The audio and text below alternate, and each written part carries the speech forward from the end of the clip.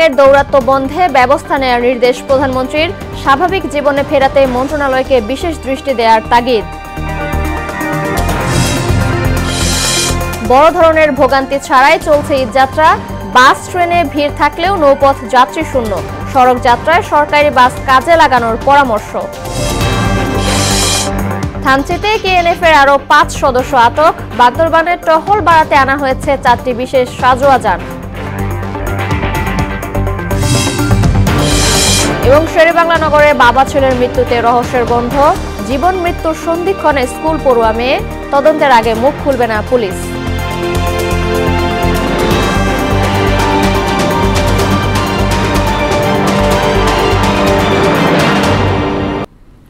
বাংলাদেশ থেকে সরাসরি তৈরি পোশাক আমদানি করতে ব্রাজিলকে আহ্বান জানিয়েছেন প্রধানমন্ত্রী শেখ হাসিনা। তিনি বলেন, ব্রাজিলের সঙ্গে এটি আরও সাশ্রয়ী হবে। সকালে ব্রাজিলের পররাষ্ট্রমন্ত্রী মাউরো ভিয়েরার নেতৃত্বে একটি প্রতিনিধি দল প্রধানমন্ত্রীর সঙ্গে সৌজন্য সাক্ষাতে এলে এমন আহ্বান জানান প্রধানমন্ত্রী। ব্রাজিল থেকে তিনি সয়াবিন তেল ও তুলা আমদানি করা হচ্ছে উল্লেখ করে তিনি বলেন, দুই দেশের মধ্যে দ্বিপাক্ষীয় বাণিজ্য বাড়ানোর বিশাল সুযোগ রয়েছে। রিও ডি জেনেরোতে আগামী 24 জুলাই হতে যাওয়া G20 টাস্ক ফোর্সের বৈঠকে যোগ দিতে ব্রাজিলের প্রেসিডেন্টের আমন্ত্রণপত্র প্রধানমন্ত্রীর কাছে পৌঁছে দেন ব্রাজিলের পররাষ্ট্রমন্ত্রী। বড় ধরনের ভোগান্তি ছাড়াই চলছে এবারের ঈদযাত্রা। কমলাপুর রেল স্টেশন থেকে নির্ধারিত সময়ে ছেড়েছে ট্রেন। সড়ক দক্ষিণবঙ্গের যাত্রীদের কাছ থেকে অতিরিক্ত ভাড়া আদায় করা হলেও পরিবহন সংকট নেই। আর ঈদেও যাত্রী সংকট কাটেনি নৌপথে। নাসির উদ্দিনের রিপোর্ট।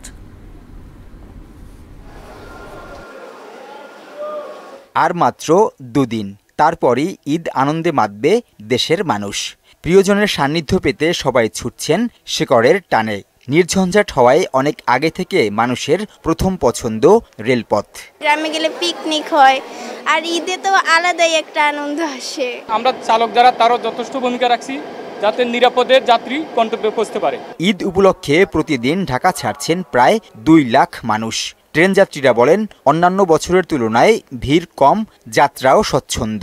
লোকজনের চাপ কম, বাবা মায়ের সাথে ঈদ করতে যাচ্ছে, খুব ভালো লাগছে। নানু বাড়িতে যাচ্ছি, আমরা সবাই মিলে মোটমাট 72 জন সবাই একস্থ হব। এবারের ঈদযাত্রা কিংবা বাড়ি ফেরা কিছুটা অন্যরকম, নেই তেমন ঝক্কি ঝামেলা।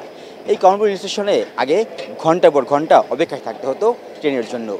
দেখা যায়নি সে চিত্রও। সড়ক কিংবা নৌপথেও স্বস্তির যাত্রা। যারা বাড়ি ফিরছেন তাদের প্রত্যাশা, সরকার প্রতি বছরই ঈদযাত্রা নিয়ে এমন সুষ্ঠু পরিকল্পনা সাজাবে। টিকিট কালোবাজারি এবং দালাল চক্রের বিরুদ্ধে কঠোর অবস্থানের কথা জানিয়েছে র্যাব। কমলাপুর রেল স্টেশনে এ নিয়ে ব্রিফ করেন সংস্থার লিগ্যাল অ্যান্ড মিডিয়া উইংয়ের পরিচালক। সাদা পোশাকে গোয়েন্দারা এখানে আছেন। পাশাপাশি আপনারা দেখেছেন যে আমরা টহল অর্থাৎ পোশাকেও আমরা কিন্তু বিপুল পরিমাণ র্যাব বিভিন্ন স্টেশন বা বিভিন্ন জায়গায় আমরা নিয়োজিত করেছি। রেল যোগাযোগ আছে এমন জেলাগুলোতে সড়ক পথের যাত্রী কম। সায়দাবাদে যতটুকু ভিড় তা কেবল দক্ষিণবঙ্গের কাউন্টারে। সেখানে আবার অতিরিক্ত ভাড়া আদায়ের অভিযোগ। স্বাভাবিক যখন ছিল তখন 800 টাকা ভাড়া ছিল, এখন 1000 টাকা আর কি। 600 টাকায় যাইতাম, এখন 850 টাকা কিনছি। একদম খালি আসে, এই কারণে হয়তো একটু বাড়তি যারা আমরা বলে দিয়েছি নির্ধারণ করে সেটাই। ভিড় নেই সদরঘাটেও। লঞ্চে সহজেই আসন পেয়েছেন ডেক যাত্রীরা। এমনকি যাত্রী সংকটে বেশিরভাগ লঞ্চ ছেড়েছে বিলম্বে। এখন তো আয়াজে বইয়া রয়েছি, বই রয়েছি, মানুষ আইয়ে কই যায়ও না, তার তো না। অনেকগুলো বাচ্চা, সবার সাথে বাচ্চা আছে, এই যে বাচ্চাগুলোর অবস্থা কি এটা দেখতে হবে। মালিকরা জানান, পদ্মা সেতু চালুর পর নৌপথের ব্যবসায় ধস নেমেছে, যা অব্যাহত আছে ঈদের সময়ও। কেবিন খালি, সব খালি, ব্যবসা নাই। ঈদের বাজার যাত্রী নেই। নাসির উদ্দিন, মোহনা সংবাদ, ঢাকা। ঢাকা ছাড়ছে মানুষ, বাসে বেড়েছে যাত্রী চাপ। বাস, প্রাইভেট কার, মোটরসাইকেল সহ যেভাবে পারছেন ছুটে চলছেন নিজ নিজ গন্তব্যে। বিশেষজ্ঞরা বলছেন, ফিটনেসবিহীন গাড়ি সড়কে নামায় বাড়তে পারে দুর্ঘটনা।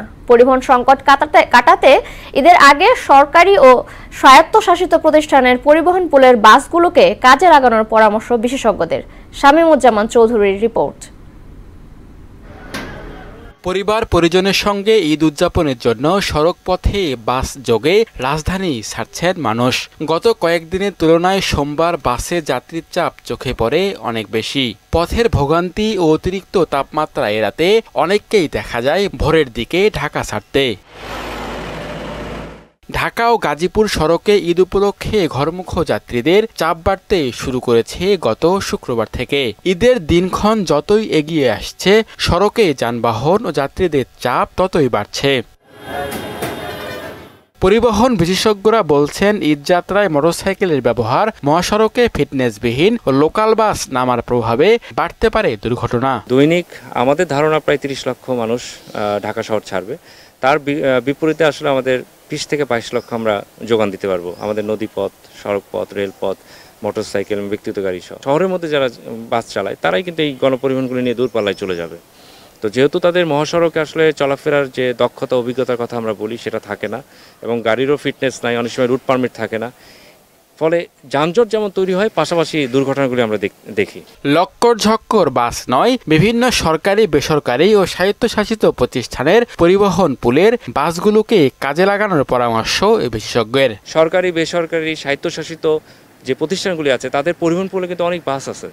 এই বাসগুলি কিন্তু নিয়মিত রক্ষণাবেক্ষণ করা হয়, এবং এদের চালক যারা আছে তারাও দক্ষ, অভিজ্ঞ, এবং তাদের মধ্যে বেপরোয়া মনোভাব থাকে না। কেননা চাকরি পাওয়ার শর্তই থাকে তাদের ড্রাইভিং লাইসেন্স সঠিক প্রক্রিয়ায় পেয়েছে কিনা, অভিজ্ঞতা আছে কিনা দেখে কিন্তু তাদের চাকরিতে নেওয়া হয়। যে চালক তো আর রাতারাতি তৈরি করা যায় না। কিন্তু তার বিপরীতে যদি এই যে বেসরকারি বা সরকারি বা সশস্ত্র বাহিনীর যে বাসগুলি আছে, সেই বাস এবং চালককে আমরা যদি ব্যবহার করতে পারি, এই স্বল্প সময় যদি যোগানটা দিতে পারি, তাহলে অনেকেই কিন্তু একটা সুষ্ঠু গণপরিবহন ব্যবস্থায় চলে আসতে পারে, এবং তখন এই মোটরসাইকেলের যে আমরা একটা দুর্ঘটনা দেখি, এটাও কিন্তু আসলে তখন থাকবে না। শিল্প কারখানা ছুটির পরে যানজট নিরসনে হাইওয়ে পুলিশ, থানা পুলিশ সহ আইন শৃঙ্খলা রক্ষা বাহিনীর সদস্যদের সক্রিয় দায়িত্ব পালনের তাগিদ দেন এই বিশেষজ্ঞ।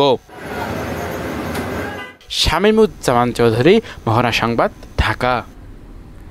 বান্দরবানের থানচি থেকে কেএনএফ-এর আরও 5 সদস্য এবং ব্যাংক লুটে জড়িত সন্দেহে এক গাড়ি চালককে আটক করেছে পুলিশ। অতিরিক্ত পুলিশ সুপার হোসেন মোহাম্মদ রায়হান কাজেমি বিষয়টি নিশ্চিত করেছেন। এদিকে 3 উপজেলার সার্বিক নিরাপত্তায় নেওয়া হচ্ছে নতুন নতুন পদক্ষেপ। এর অংশ হিসেবে বান্দরবানে আনা হয়েছে 4টি বিশেষ সাজোয়া যান। এপিসি নামের এসব সাজোয়া যানে পাহাড়ের ঝুঁকিপূর্ণ এলাকায় টহল দেবে আইন শৃঙ্খলা রক্ষাকারী বাহিনী। সার্বিক নিরাপত্তা নিশ্চিতে সম্মিলিতভাবে কাজ চলছে বলে জানিয়েছেন জেলা প্রশাসক।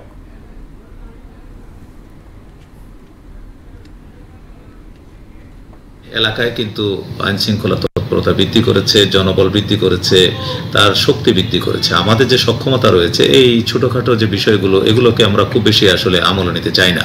আমরা কঠোর হস্তে দমন করতে চাই। কোনো প্রকার পদক্ষেপ যাতে তারা না নিতে পারে, সেই ধরনের সার্বিক প্রস্তুতি আমাদের রয়েছে। আর ব্যাংকে যে কার্যক্রমগুলো পরিচালনার কথা বলেছেন, ব্যাংক কার্যক্রমগুলো এখন পর্যন্ত স্বাভাবিক রয়েছে। যে সমস্ত জায়গায় হচ্ছিল না, তার জেলা পর্যায় থেকে সেগুলো কিন্তু সেবা কার্যক্রমটি পরিচালনা করে আসছে। সেখানে জনগণকে আতঙ্কিত হতে আমরা আসলে না হওয়ার জন্য অনুরোধ জানাচ্ছি। মহাসড়ক পরিস্থিতি জানাতে গাজীপুর চৌরাস্তা থেকে সরাসরি যুক্ত হচ্ছেন সহকর্মী তারিকুল জুয়েল। জুয়েল, গাজীপুর চৌরাস্তায় যানজটের কি অবস্থা? এটা নিরসনে কোনো ব্যবস্থা নেওয়া হয়েছে কি?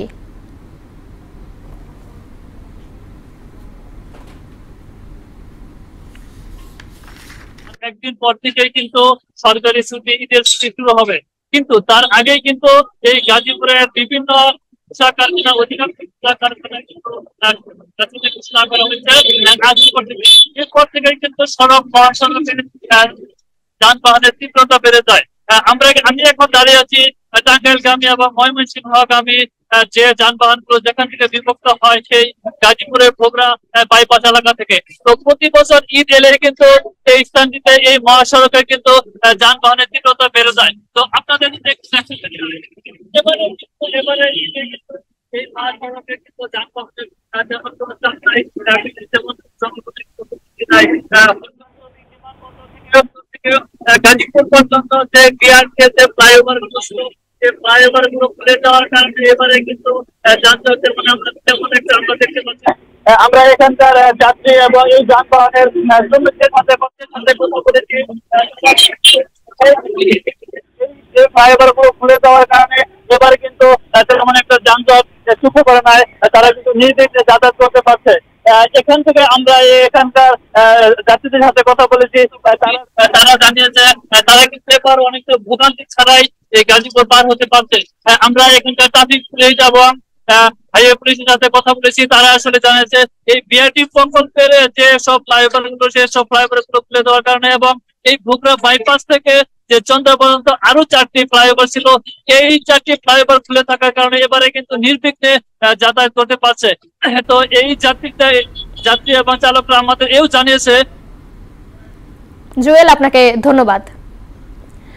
রাজধানীর শেরেবাংলা নগরে বাবা ছেলের মৃত্যুর কারণ জানতে তদন্ত করছে পুলিশ।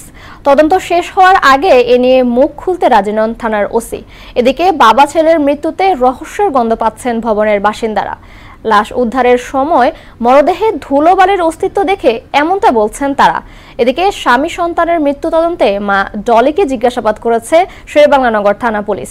এছাড়া গুরুতর জখম স্কুল পড়ুয়া মেয়ে সিনথিয়া এখনো শঙ্কামুক্ত নয় বলে জানিয়েছেন চিকিৎসক। সুরাইয়া মনির রিপোর্ট।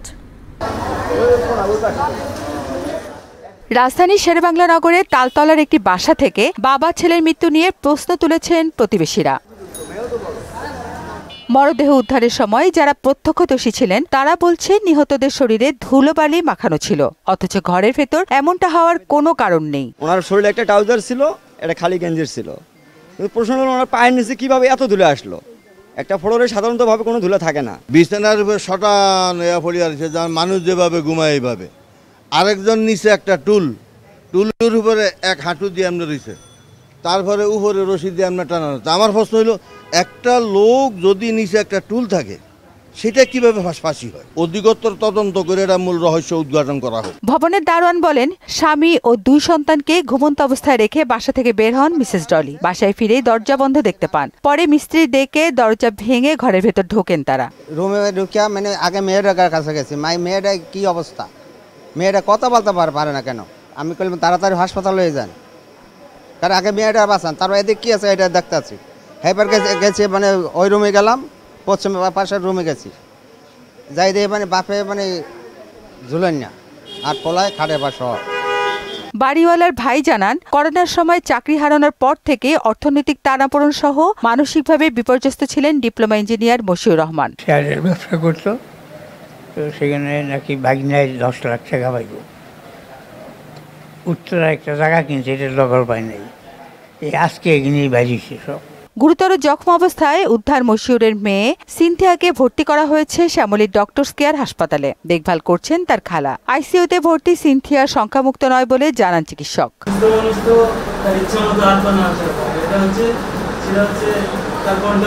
কোনো মানুষের অনুমান করারও আমাদের কোনো ইয়ে নাই। আসলে তো আমরা কোনো কিছু শুনি নাই যে এরকম কোনো কিছু হয়েছে বা হইতে পারে, এরকম কোনো আমাদের কোনো আন্দাজই নেই।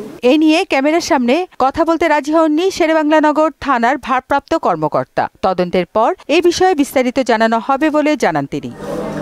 সুরাইয়া মুন্নি, মোহনা সংবাদ, ঢাকা। প্রধানমন্ত্রীর নির্দেশনায় দুস্থ ও অসহায় মানুষকে ঈদ উপহার দিয়েছেন ঢাকা 15 আসনের সংসদ সদস্য সাবেক শিল্প প্রতিমন্ত্রী আলহাজ কামাল আহমেদ মজুমদার। সকালে শেওড়াপাড়ার মণিপুর উচ্চ বিদ্যালয় ক্যাম্পাসে 1000 মানুষকে এসব উপহার সামগ্রী বিতরণ করেন 14 নম্বর ওয়ার্ড আওয়ামী লীগের নেতারা। ঈদের আগে উপহার সামগ্রী পেয়ে কামাল আহমেদ মজুমদারকে কৃতজ্ঞতা জানান উপকারভোগীরা। মনিরুল ইসলামের রিপোর্ট। দুর্যোগ সংকটে সবসময় অসহায় মানুষের পাশে থাকেন ঢাকা 15 আসনের সংসদ সদস্য সাবেক শিল্প প্রতিমন্ত্রী আলহাজ কামাল আহমেদ মজুমদার। তারই ধারাবাহিকতায় শেওড়াপাড়ার মণিপুর উচ্চ বিদ্যালয়ে প্রধানমন্ত্রীর নির্দেশনায় ঈদ উপহার বিতরণ করা হয় 14 নম্বর ওয়ার্ডের 1000 মানুষকে। ওয়ার্ড আওয়ামী লীগের সাধারণ সম্পাদক মাহবুবুর রহমানের পরিচালনায় অনুষ্ঠানের প্রধান অতিথি ছিলেন সংগঠনের সভাপতি বিল্লাল উদ্দিন। সভাপতিত্ব করেন মণিপুর উচ্চ বিদ্যালয়ের ভারপ্রাপ্ত প্রধান শিক্ষক আখলাক হোসেন। মণিপুর উচ্চ বিদ্যালয়ের অন্যতম প্রতিষ্ঠাতা আমাদের মন্ত্রী স্যার প্রতি বছর ঈদ উপহার বিতরণ করেন, এবারও তিনি বিতরণ করছেন। ওনাকে যাতে আল্লাহ হায়াত দারাজ করেন, উনি যতদিন বেঁচে থাকবেন সাধারণ জনগণ গরিব মানুষ কিছু পাবেন, ওনার দ্বারা উপকৃত হবেন। আমরাই ওনার পক্ষ থেকে মানুষের দোরগোড়ায় সে খাদ্য সামগ্রী হোক বা বস্ত্র হোক, আমরা তার সেই কাজগুলা মানুষের হাতে পৌঁছে দিই। বক্তব্যে দলের নেতারা বৃহত্তর মিরপুরের উন্নয়নে কামাল আহমেদ মজুমদারের অবদান তুলে ধরেন। উনি এগুলি দিয়ে চলছেন আমরা আশা করব ভবিষ্যতে উনি আমাদের মাঝে এই ঈদ সামগ্রী বিতরণ করবেন। আমরা যারা এই 14 নম্বর ওয়ার্ডবাসীর পক্ষ থেকে ওনাকে অভিনন্দন জানাই এবং বরাবরের মতোই ঈদের উপহার পাওয়ায় সাবেক শিল্প প্রতিমন্ত্রীর প্রতি কৃতজ্ঞতা প্রকাশ করেন সব শ্রেণী পেশার মানুষ।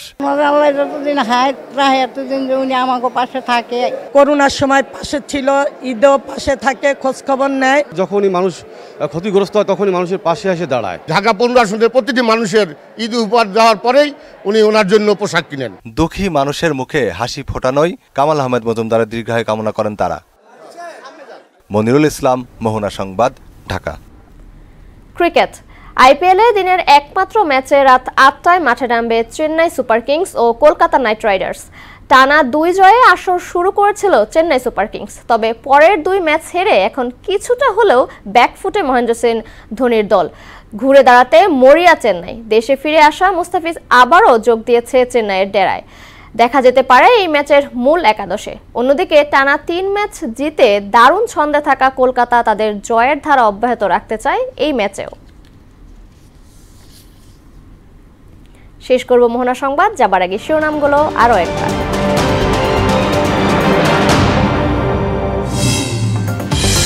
কিশোর গ্যাংয়ের দৌরাত্ম্য বন্ধে ব্যবস্থা নেওয়ার নির্দেশ প্রধানমন্ত্রীর। স্বাভাবিক জীবনে ফেরাতে মন্ত্রণালয়কে বিশেষ দৃষ্টি দেওয়ার তাগিদ। বড় ধরনের ভোগান্তি ছাড়াই চলছে ঈদযাত্রা। বাস ট্রেনে ভিড় থাকলেও নৌপথ যাত্রী শূন্য। সড়ক যাত্রার সরকারি বাস কাজে লাগানোর পরামর্শ। থানচিতে কেএনএফ-এর আরও 5 সদস্য আটক। বান্দরবানের টহল বাড়াতে আনা হয়েছে 4টি বিশেষ সাজোয়া যান। এবং শেরেবাংলা নগরে বাবা ছেলের মৃত্যুতে রহস্যের গন্ধ। জীবন মৃত্যুর সন্ধিক্ষণে স্কুল পড়ুয়া মেয়ে। তদন্তের আগে মুখ খুলবে না পুলিশ।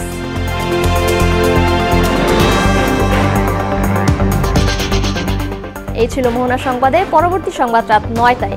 এছাড়া মোহনার সবশেষ খবর জানতে ভিজিট করুন www.mohana.tv। সংবাদ দেখতে পারেন ফেসবুক ও ইউটিউবে। এতক্ষণ সঙ্গে থাকার জন্য ধন্যবাদ সবাইকে।